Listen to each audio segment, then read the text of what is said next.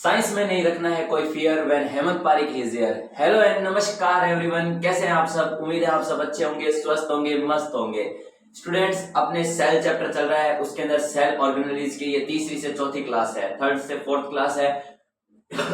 Sorry, इसके अंदर अपने सेल ऑर्गेनेलिज जैसे साइटोप्लाज्म और इनके बारे में सबके बारे में पढ़ेंगे। एंडोप्लाज्मिक रेटिकुलम के बारे में पढ़ लिया और न्यूक्लियस के बारे में सबके बारे में पढ़ेंगे। तो आज अपना जो मेन टॉपिक है वो है वैक्यूल। ठीक है, तो वैक्यूल सर क्या होता है। वैक्यूल सर आपने उस समय जब रफ डायग्राम बनाया था प्लांट सेल और एनिमल सेल का, तो उसके अंदर आपने वैक्यूल बताए थे, तो उसके बारे में आज कंप्लीट बात कर लेते हैं। वैक्यूल वैक्यूल मतलब बहुत ऐसी कोई बड़ी चीज होगी या कोई छोटी चीज होगी जो खाली होगी, मतलब फिल वो किसी और चीज से फिल होगी, साइटोप्लाज्म से उनसे नहीं फिल होगी।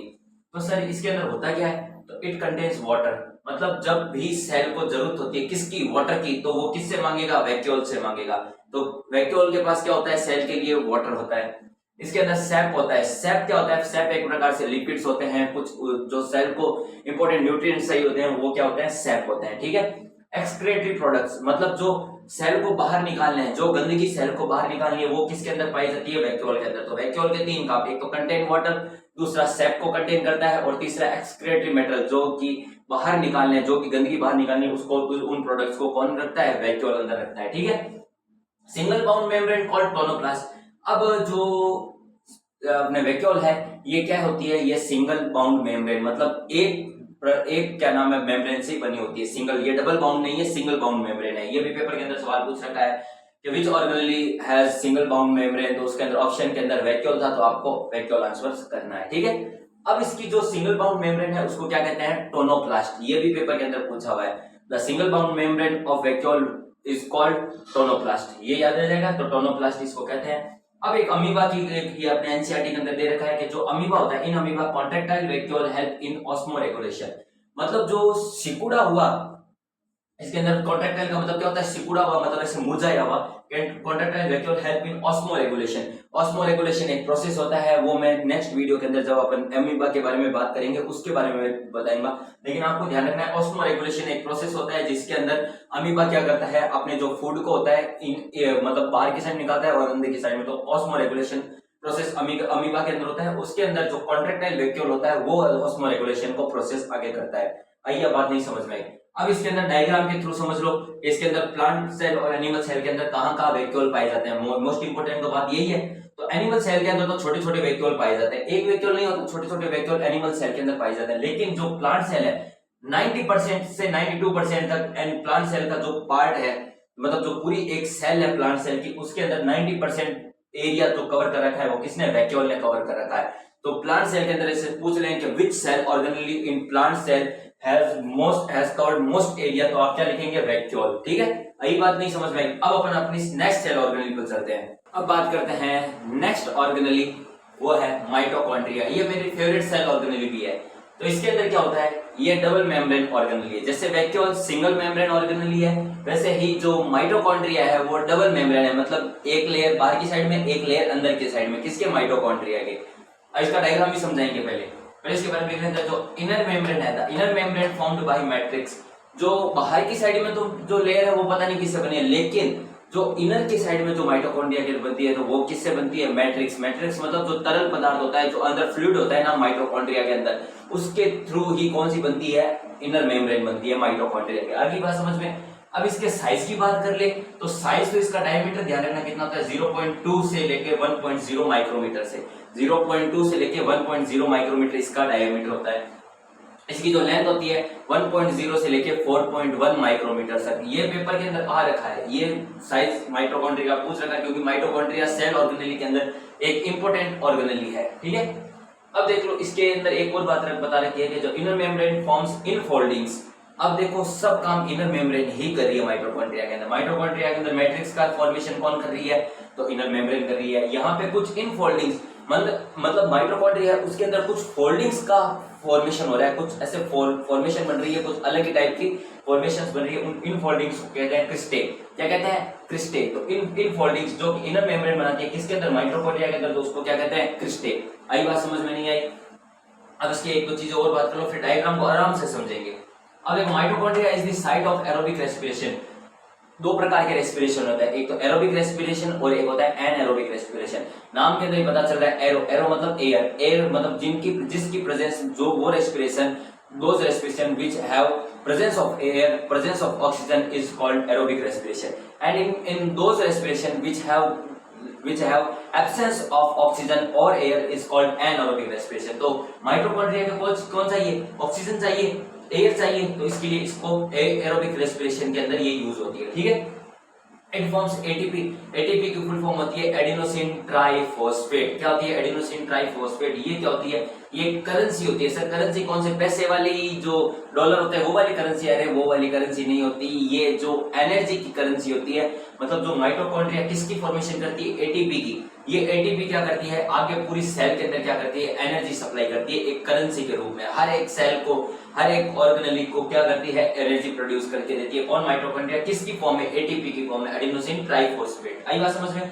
तो matrix form by circular DNA, RNA और राइबोसोम। अब जो मैट्रिक्स हुआ है, यहाँ पे जो मैट्रिक्स बना था इनर मेम्ब्रेन के थ्रू, इस मैट्रिक्स के अंदर क्या क्या होता है, मैट्रिक्स के अंदर मैट्रिक्स फॉर्म बाय, अब देखो मैट्रिक्स किससे किससे बनता होता है, तो सर्कुलर डीएनए, मतलब जो डीएनए होगा वो भी सर्कुलर डीएनए होगा, इसके अंदर आरएनए से बनता है और राइबोसोम से बनता है, ठीक है। Mitochondria divide by fission. अब फिजन और फ्यूजन में आपको नेक्स्ट चैप्टर के अंदर बताऊंगा, जब अपन सेल डिवीजन करेंगे ना, उसके अंदर मैं थोड़ा बहुत एक्सप्लेन करूंगा। लेकिन यहाँ पे आप फिजन से समझ लीजिए, फिजन मतलब होता है फूटना। मतलब कोई एक, मेरे पास कोई एक ऑर्गेनेली है या कोई एटम है, उस एटम को मैं दो टुकड़ों में तोड़ूंगा या 2 से 4, 4 से 8 जितने भी टुकड़ों में तोड़ूंगा, तो उसको क्या कहते हैं, फिजन। अब दो टुकड़ों का मैं जोड़ूंगा, फ्यूज करूंगा, दो टुकड़े जो टुकड़े तोड़े में उनको मैं जोड़ दूंगा, तो वो क्या हो जाएगा, फ्यूजन। मतलब फ्यूज करना में किसी चीज को जोड़ना, तो वहां पे क्या हो जाएगा, फिशन। तो यहाँ पे माइटोकॉन्ड्रिया डिवाइड बाय फिशन, ठीक है। तो फिशन से डिवाइड होती है, मतलब आगे अगर तोड़ना है तो फिशन से माइटोकॉन्ड्रिया डिवाइड होती है।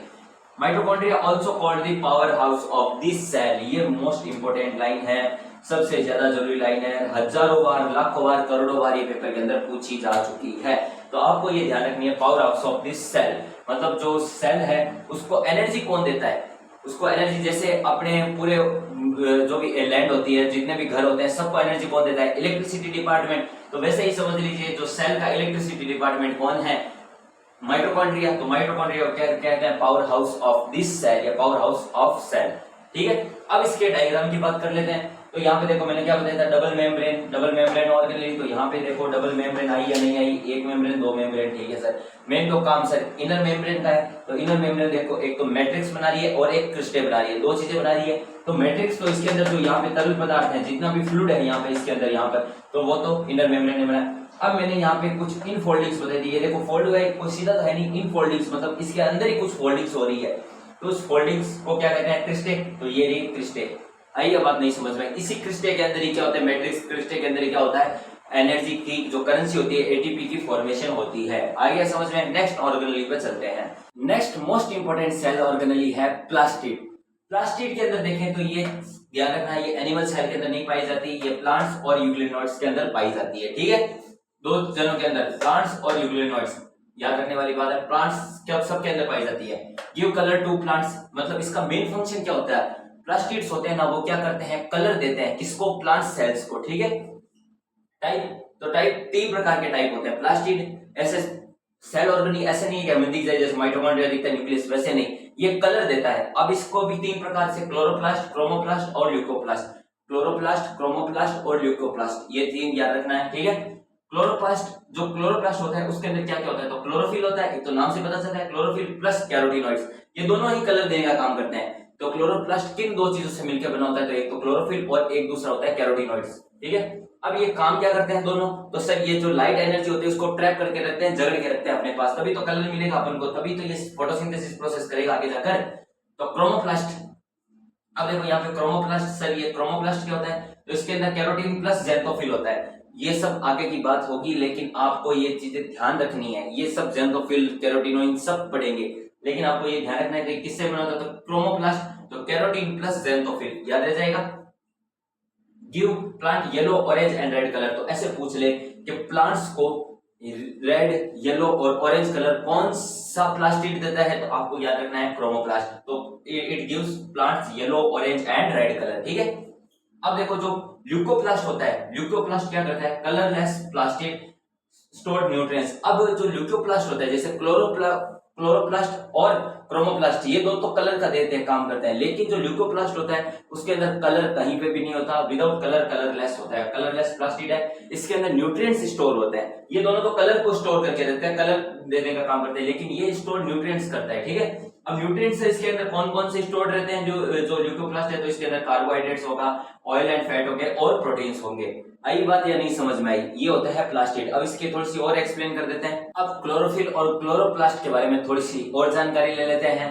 तो chloroplast stored in mesophyll cells of leaves, मतलब जो लीव्स की जो मेसोफिल सेल्स होती है, मेसोफिल कोशिकाएं होती है, मेसोफिल सेल्स होती है, उसके अंदर कौन सा मतलब लिक्विड पाया जाता है, कौन सा प्लास्टिड, तो क्लोरोप्लास्ट, ध्यान रखना। तो तभी सेल को क्या, जो प्लांट सेल की जो लीव्स होती है उनको कलर कौन देता है, तो क्लोरोफिल देता है। तो क्लोरोफिल कहां, कौन सी सेल्स के अंदर पाया जाता है, तो मेसोफिल सेल्स के अंदर। ये पेपर के अंदर आ रखा है। तो chloroplast having 70s ribosome, chloroplast के अंदर क्लोरोफिल पाया जाता है, ध्यान रखना। क्लोरोफिल के अंदर क्लोरोप्लास्ट नहीं पाया जाता। जो क्लोरोप्लास्ट होता है एक ऑर्गेनेल है, उसके अंदर कलर दे रखा है, वो क्लोरोफिल है। आई बात नहीं समझ में आई? आगे बात समझ में।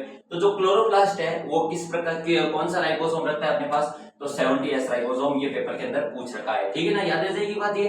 अब इसके डायग्राम की बात करते हैं। ये डायग्राम है क्लोरोप्लास्ट का, ठीक है, क्लोरोप्लास्ट, क्लोरोफिल का नहीं है। पेपर के अंदर पूछ रहे क्लोरोफिल का डायग्राम तो बनाना यही है, लेकिन स्टोर तो इसके अंदर ही रहता है क्लोरोफिल। बाहर की जो जितनी भी स्ट्रक्चर है वो सारी क्लोरोप्लास्ट की है, ठीक है। अब देख लो इसको, दो मेम्ब्रेन है, आउटर मेम्ब्रेन और इनर मेम्ब्रेन। अब इसके अंदर सर आपने ये क्या बना रखे हैं, ये रोटियां जैसी क्या रख रखी है, कुछ समझ ही नहीं आ रहा। इसको कहते हैं ग्रेना, पूरे को ग्रेना कहते हैं, और एक एक को क्या कहते हैं, थाइलाकॉइड। एक एक जो ये एक है इसको क्या कहेंगे, थाइलाकॉइड। क्या कहेंगे, थाइलाकॉइड। इसको कहते हैं थाइलाकॉइड, इसको कहते हैं थाइलाकॉइड। और ये पूरा जो ये थाइलाकॉइड मतलब 3, 4, 10, 15, 20, 50 जितने भी थाइलाकॉइड मिलकर क्या बनाते हैं, एक ग्रेना, मतलब ग्रुप बनाते हैं। तो ग्रुप से याद रख लेना, ग्रेना मतलब थाइलाकॉइड मिलके। इनको कहते हैं पाइल्स ऑफ कॉइन। क्या कहते हैं, piles of coin, piles of coin, piles of coin. Piles का मतलब होता है ढेर। तो किसका ढेर, सिक्कों का ढेर। मतलब ये सिक्के के जैसे ही लग रहा है। क्लोरोफिल जो मतलब जो थाइलाकॉइड है, ये सिक्के के ढेर के अंदर ऐसे मतलब सेट हो रखे हैं, तो इसको क्या कहते हैं, पाइल्स ऑफ कॉइन। किसको, ये जो सेट हो रखा है ये पूरे को पाइल्स ऑफ कॉइन। अब ध्यान रखना, जो क्लोरोफिल होता है वो किसके अंदर होता है, थाइलाकॉइड के अंदर। क्लोरोफिल किसके अंदर होता है, थाइलाकॉइड के अंदर। जो क्लोरोफिल होता है, जो अपने को कलर देता है, जो अपने प्लांट सेल होती है, तो वो किसके अंदर छुपा रहता है, थाइलाकॉइड के अंदर, ठीक है। अब इसके अंदर बात करते हैं, ये थाइलाकॉइड हो गई। ये थाइलाकॉइड एक दूसरे से जुड़े हुए होते हैं, एक दूसरे से जुड़े हुए, ऐसे पास पास में नहीं, मतलब एक लाइन जैसी होती है। कुछ डायग्राम उसके अंदर बनाए रखा है मैंने, देखो यहाँ पे ये दो लाइनें इससे जुड़ रखी है, ये इससे जुड़ रखी है, तो ये लाइनें, इनको क्या कहते हैं, इनको कहते हैं स्ट्रोमा है, इनको कहते हैं स्ट्रोमा लेविला, इसको कहते हैं स्ट्रोमा लेविला। लेकिन ये जिसके अंदर होती है, इसके अंदर जो फ्लूइड होता है उसको क्या कहते हैं, स्ट्रोमा कहा जाता है। और ये स्ट्रोमा के अंदर जो लेमिला पाई जाते हैं, इनको स्ट्रोमा लेमिला, मतलब जिससे थाइलाकॉइड जुड़े हुए होते हैं। तो ये कुछ स्ट्रक्चर है किसकी, क्लोरोप्लास्ट की। आई होप आपको वीडियो पसंद आया है। तो वीडियो अगर पसंद आया है तो लाइक, शेयर, सब्सक्राइब जरूर कर देना। टेलीग्राम और व्हाट्सएप चैनल जाके जुड़ जाना, वहां पे आपको साइंस के नोट्स मिल जाएंगे। और वीडियो को अगर पसंद आया है तो लाइक, शेयर, सब्सक्राइब तो करना ही है। फेसबुक और इंस्टाग्राम पर देख रहे हैं तो फॉलो भी कर लेना, ठीक है। ये काम की ही चीजें हैं, ये पेपर के अंदर आ रखी चीजें हैं सारी की सारी। और अब मुझे ज्यादा कमेंट्स आ रहे हैं कि सर हिंदी के अंदर चालू कर दीजिए, तो हिंदी के अंदर भी चालू करेंगे, धीरे धीरे चालू करेंगे। पहले इंग्लिश वाला, क्योंकि मैं खुद इंग्लिश मीडियम का स्टूडेंट हूं, तो आपको पहले इंग्लिश के अंदर और हिंदी के अंदर भी मैं आपको सारी चीजें बता दूंगा, ठीक है। तो मिलते हैं नेक्स्ट वीडियो के अंदर, तब तक के लिए जय हिंद, जय भारत।